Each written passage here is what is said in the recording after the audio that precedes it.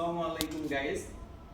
তো আপনি কি মালয়েশিয়াতে অবৈধ অবস্থায় অবস্থান করছেন এবং বর্তমান মালয়েশিয়ান সরকার যে ট্রাভেল পাসের সুযোগ দিয়েছে, যেটা শুরু হয়েছে 2025 সালের মে মাস থেকে 2026 সালের এপ্রিলের 30 তারিখ পর্যন্ত কার্যকর থাকবে। এই সুযোগে আপনি যদি দেশে যেতে চান ট্রাভেল পাস কেটে এবং কিভাবে যাবেন এটা আপনার জানা না থাকে, তো সেই ক্ষেত্রে এই ভিডিওটি আপনার জন্য। অনুগ্রহ করে ভিডিওটি শেষ পর্যন্ত দেখার অনুরোধ করা হলো। আশা করি আপনি গুরুত্বপূর্ণ কিছু ইনফরমেশন পাবেন।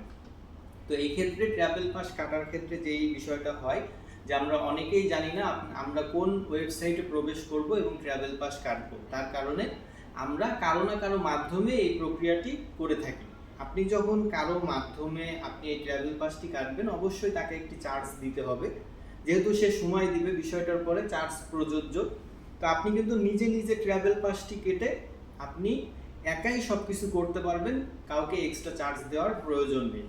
তো আপনি যদি মালয়েশিয়াতে অবৈধ হয়ে থাকেন এবং বর্তমান যে মালয়েশিয়ান গভর্নমেন্ট সুযোগ দিয়েছে PRM 2.0 এর অধীনে মাত্র 500 টাকা জরিমানা দিয়ে দেশে যেতে চান, তাহলে আপনাকে যেটা করতে হবে, প্রথমে অ্যাপয়েন্টমেন্ট নিতে হবে।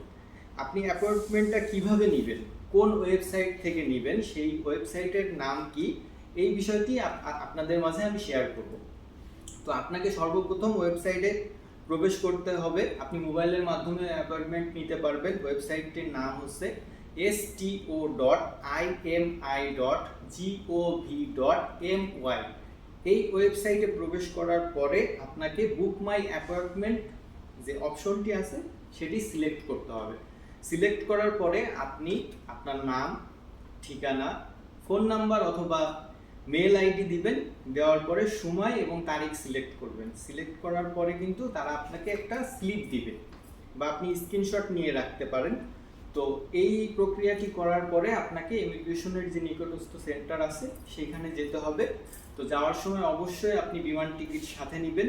আপনি যেই তারিখে যেতে চাচ্ছেন সেই তারিখের টিকিট কেটে রাখবেন এবং বিমান টিকিট, অ্যাপয়েন্টমেন্ট স্লিপ এবং সাথে করে একটি ব্যাংক কার্ড নিয়ে যাবেন।